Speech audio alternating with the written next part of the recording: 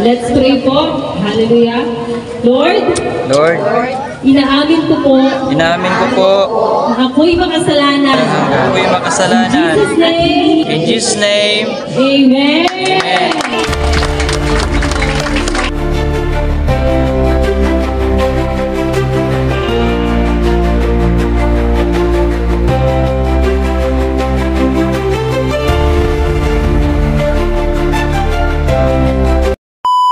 Alam natin na may pag-asa. Amen. Na kahit may bago tayo sa buhay, kaya kakaroon tayo. Amen. So, hindi ko na po patatagalin. Excited na po ba kayo sa salita ng Diyos? Amen. Amen. Hallelujah. Palakpan po natin si Lord sa buhay ni Sister Jean sa buhay. Hello po, good afternoon po. Ayan po, sobrang nabibless po ako talaga ngayong araw. Kasi po, naglalakad pa lang po ako dito, nakikita ko na po yung maraming tao. So, sobrang excited po ako sa araw na ito kasi actually dapat po talaga po sa last week pa po ito. Ayan, salamat po sa lahat ng pumunta po. Hindi po ako yung pinuntahan nyo dito. Pinuntahan nyo po dito is ang Panginoon po. Pero ano na ayan. So, ang pag-uusapan natin ngayon ay ang Panginoon. Pakisabi naman sa katabi, makikinig ako ngayon. Malakas. Nakikinig ako ngayon. Nakikinig ako ngayon. Amen. Maraming salamat po. Actually, dito po ako dinala ng Panginoon. Pwede po kami sa labas. Actually, pa maraming lugar na pwede kaming mabigay ng something word, Lord, mag-share ng blessing ni Lord, pwede. Pero I pray to God na kung saan po kami nadali ng Panginoon. And dito po kami dinala ng pamilya ko po. Amen. Ayun, sobrang nabibless po ako. Simula yung proseso po ng pagpunta po namin dito.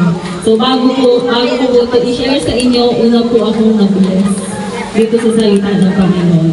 So nandito po ako dahil may na-receive po ako from God, yun, which is yung pagpapala niya, yung biyaya niya na kailangan i-share ko, na hindi ko pwedeng sarilinin lang. Ganun po. Hindi ko po siya pwedeng itago lang sa sarili ko dahil yung pagpapala na yun, malawak yung magagawa. Amen. Yeah. Amen po ba? Amen. So yun, bali ang topic po natin ngayon is love one another as Jesus loves you. Diba? Grabe yung pagmamahal ng Panginoon sa atin sa araw-araw. Diba po? Nararamdaman niyo po ba yun? Amen. Amen. Diba? Kasi kung hindi niyo po nararamdaman yun, marami tayong bagay na nagagawa na hindi natin nalalaman na kami pala. So yun, paano ba? Ano ba yung nasasakop ng pagmamahal ng Panginoon?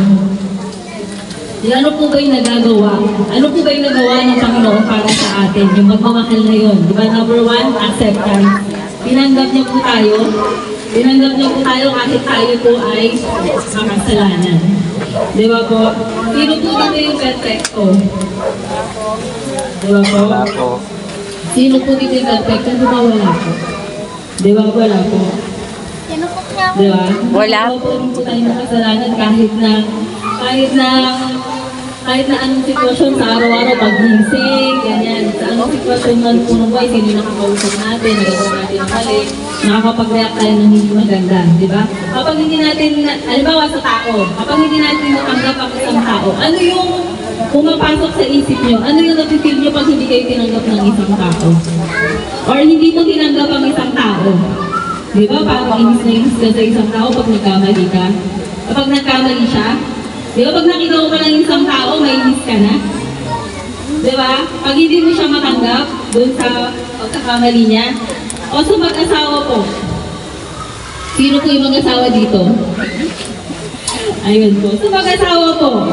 Di ba? Yung kaya nasisira po yung pagsasamahan kasi hindi po nila natatanggap ang bawat isa. Yung pagkakamali nila, hindi nila matanggap na nagkakamali po sila. Ganun po.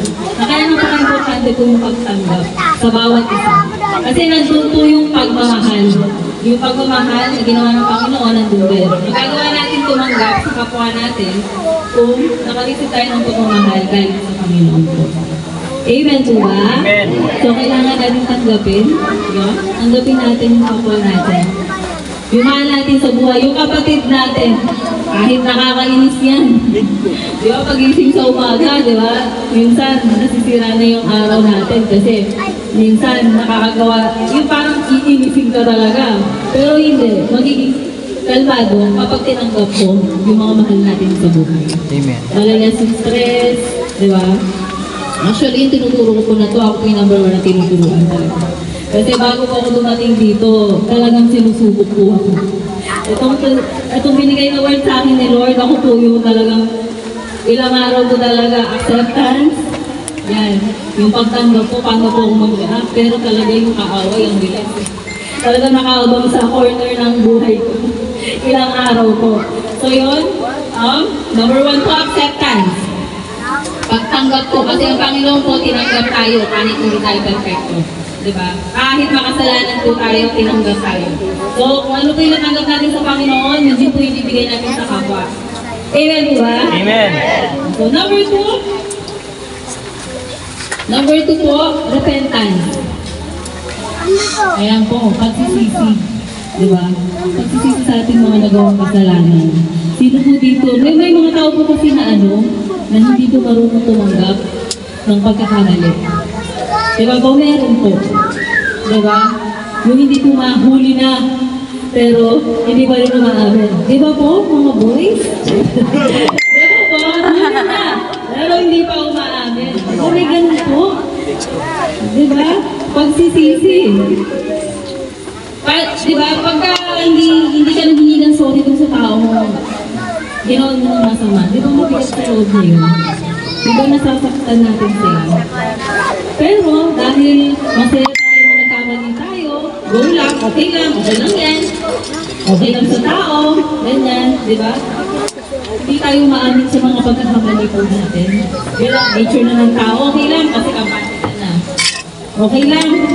Okay lang na magkamali ako sa'yo kasi baka naman kita. Okay lang, anak lang kita. Di ba? Okay lang, gawan kita ng anak lang kita. Diba? Pero yung mga bagay na yung Lipat-lipat kami. hindi okay na, yung mga ginagawang mali na yun, na hindi napagpipilihan, na hindi humihingi ng pagpapatawad, diba? May impact po sa tao yun. Sa taong ginagawa natin ang mas maganda. Diba po? O, tingin po sa katabi, baka may nagawa po kayo ng ano dyan. Ayun po, diba? Bakit hindi nagsisisi ang tao? Number 1 po, ma-pride. Diba? Bakit hindi umaamin sa kasalanan? Dahil ma-pride po ang mga tao. Dahil sa mga sitwasyon sa buhay. Diba? Number 2 po, familiarity. Tulad ng sa pamilya po. Yan po sa pamilya, talaga naman. Meron po talaga, anak lang kita. Wala akong pakialam kung masaktan ka. Ganun po Anak lang kita. Masumunod ka sa akin. Parang ganun. Diba? Parang wala nang boses yung anak mo sa'yo. Ganun siya. So, maging tayo, aware po tayo sa paligid natin, sa mga mahal natin sa buhay, sa mga nakakasalunga po natin. Like po sa isang work, ganyan, boss ka na. Boss ka na, tapos feeling mo talaga, may posisyon ka, feeling mo talaga, ka na famous ka na, ikaw na yung magaling, ikaw may power. Pero, yung mga nasa baba mo, hindi mo pinapakinggan, yung mga complain, yung mga nila. Diba? Tapos pagka nagkamali ka, galit ka pa. Ikaw ba yung may ganang magalit? Diba po? So yun, number 3 po, kampante masyado. Kasi nasasanay po tayo, yung mahal natin sa buhay, ay mahal ako niya. Okay lang yan sa kanya. Ate ko yan. Mama ko yan. Okay lang yan. Yung best friend ko yan. Okay lang yan. Sa tingin nyo, okay lang ba pagka nakagawa ka ng mali sa kapwa? Diba? Hindi. Kasi nakakasakit po tayo talaga. Yun po. Pride, familiarity, yung masyadong kampante po. Kung itong mga bagay na to, nagagawa po natin sa Panginoon, hindi niyo po ba napapansin yun? Diba? Itong mga to, nagagawa po natin siya. Ako po, to be honest, nagagawa ko po siya. Talagang, pag ina-assess ko po yung sarili ko talaga, ay Lord, ganito na po pala ako. Ganun. Diba yung pride? Yung feeling mo mataas ka na kasi yumaman ka. Nagka-posisyon ka. Diba? Okay lang kasi mahal ako nito eh. Di ba? Nagiging kampante tayo.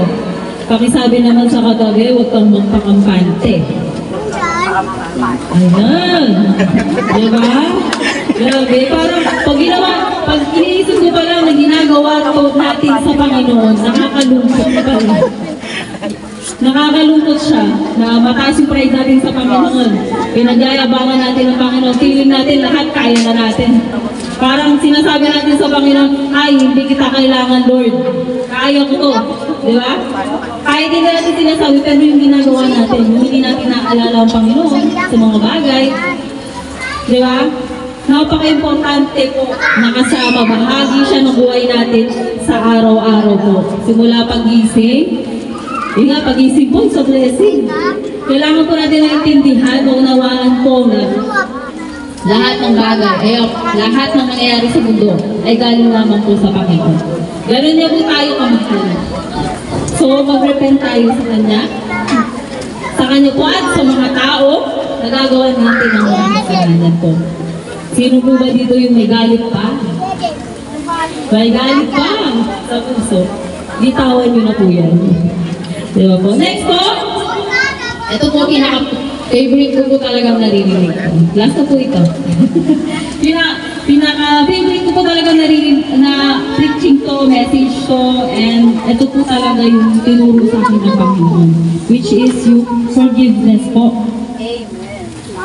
Forgiveness po. Diba? Pagpapatawad. Sabi sa Matthew 5:44, but I tell you, love your enemies and pray for those who persecute you. Diba? Sino kayang ipanalangin yung mga kaaway? Sino po dito? Amen. Diba? Hindi lahat. So yun, gusto ko maunawaan nyo na kahit gaano po, kahit hindi nyo po, kahit gaano po ang hirap, kahit hindi nyo po maunawaan yung tao, kahit, alam niyo po ba yung parang, ikaw din nadagawa ka na, galit ka na din. Diba? Kahit ano pong sitwasyon yan, tanggapin natin siya. Pag-pray natin siya. Kasi doon po number 1, gagaan yung pakiramdam natin. Ito po, share ko po yung testimony ko. Ito po, naranasan ko po before, yung about the forgiveness. Isa po to sa ating urusan ng Panginoon. Nung time na nag-work po ako before, na ito pa, allow me, na isama kita. Nung time po na yun, breadwinner po ako, nag-work po ako. Yung pagod, alam niyo po ba, sobrang pagod, puyat, ganyan, nag-dorm po ako. Para, yun, magtatrabaho ng mabuti para sa pamilya ko po, ganyan. Tapos, syempre may struggle yun, hindi lang nagtatrabaho ka, nabukuyat ka, may pagsubok ka sa work. Number 1, sa boss mo, sa client, ganyan. Pero hindi, may isa pang pagsubok sa akin na sumusubok na pinakamabigat, which is sa family. Yun. Biglang, sa sobrang busy ko, sa iniisip ko yung mga pangangailangan ng pamilya ko, dumating yung time na pagod ako, tatawag ng mama ko na, yung gamit namin, lumilipad na sa labas. Punta ka dito. Yan. Punta ka dito. Alam mo po ba yung pagod na pagod ka, parang drain na drain ka, gusto mo na lang mahiga. Alam niyo po yung pinamdam na yun, tapos bigla ganun eh. Ako naman parang superwoman na, go! Pagdating doon, syempre, ang gumawa noon is ang papa ko. Pero hindi ko siya inano. Ito sinishare ko lang para makita niyo po yung sitwasyon na kahit gaano din po yung sitwasyon. Kaya natin magpagawa. So nagtanim po ako ng sama ng loob talaga sa papa ko, to be honest po. Kasi kumbaga pagod na po ako. Kumbaga kakaisip sa ganitong sitwasyon. Parang walang katapusan. Parang feeling ko walang katapusan. Parang hindi ko po siya kinausap ng mga months, umabot po ng year, hindi ko siya pinapansin, hindi ko siya iniisip. Kasi galit po ako eh. Kumbaga, parang yung nasa utak ko, parang dapat hindi ako yung gumagawa nito eh. Dapat hindi ko ito ginagawa eh. Dumating po ako doon. Pero mali po pag-iisip ko. So, dumating po ako sa nag-grind po ako, wala pong nangyayari. Alam niyo po yun? Nagsusumikap ka para sa pamilya, para umasenso, ganyan. Grind ka ng grind, walang nangyayari. Pero kasi dahil may dala-dala kasi ako, galit sa kanya that time. Yung dala-dala, sino yung may hindi pa pinatawad? Yung dala-dala na yun is basura sa puso ko. Na kahit anong gawin natin sa buhay, anong sitwasyon ng buhay natin, hindi tayo pagpapalain ng Panginoon. Mabigat siya. Yung wall, yun yung hindi ka pa, yun yung basura. Yung wall na yun. Yung blessing niya, hindi siya makapasok. Yung binibigay ng pagpapala ng Panginoon, hindi makapasok kasi may bigat pa sa puso. And then, dahil parang gulong-gulong ako, pagod na ako, parang dahil sa kakatrabaho, ganyan, hindi siya natatapos. And then sinabi ko kay Lord, sabi ko, Lord, ano pong kulang? Yun. And then pinakita niya yung sitwasyon, yung sa amin ni Papa, sa pamilya, na kailangan kong bitawan yun sa kanya. Na kahit hindi ako humingi ng tawad sa harapan niya, kausapin mo na siya, okay na. Yun, bigla. May peace of mind na, number one. Di ba, napakasarap sa pakiramdam na walang kaaway, walang kagalit, hindi ka galit sa asawa mo. Sa mag-asawa nga po, pag nag-away, minsan umaabot 24 hours, more than 2 days, 3 days, 1 week. Di ba, sa mag-asawa, sa mga kapatid din, hindi ko papansinan, di ba? Di ba, napaka-importante po ng pagpapatawad. Kasi ang Panginoong Jesus po, pinatawad niya po tayo. Alam niyo ba, ginawa ng Panginoong Jesus sa cross? Nung siya'y nasa cross, sino pong nakakalam? Pinag-pray niya yung mga tao na nakit sa kanya. Sabi niya, Father, forgive them. Dahil hindi po nila alam yung ginagawa nila. Diba? Una pong gumawa nun ng Panginoong Jesus para sa atin. Dahil ang ginawa ng mga tao, diba, tinako siya sa krus. Wala naman siya kasalanan, diba? Tao yung may kasalanan, pero grabe yung pagmamahal niya sa atin. Diba? Gusto ko pong makita nyo, yung maunawaan niyo po yung pagmamahal niya. Na walang papantay doon, kahit sino. Diba? Ang gusto lang po nila, tanggapin natin yung pagmamahal na binigay niya para sa atin. Hello po? Amen po ba? Amen. Sinong excited po na tanggapin ng Panginoon? Amen. Amen. So yun po, love one another. Kasi kung ano po yung na-receive natin, di ba? Yun, ang na-receive natin sa Panginoon, tinanggap niya tayo, pinag-pray niya tayo, pinatawad niya tayo. Di ba? Ang sarap sa pakiramdam ng ganong sitwasyon. Kanina mo mararanasan yun. Di ba? Kahit sa best friend mo, di mo maranasan nga yun eh. Di ba? Sa tao kasi, mag-judge ka pa. Pero yung mga bagay na ang Panginoong Jesus lang ang nakagawa, ang pagmamahal niya, i-receive natin yung forgiveness niya, yung pagpapatawad na yun. Diba? Ma-appreciate natin yung prayer niya. Diba? Ang sarap po sa pakiramdam na tanggapin yung pagpapala galing sa Panginoon po.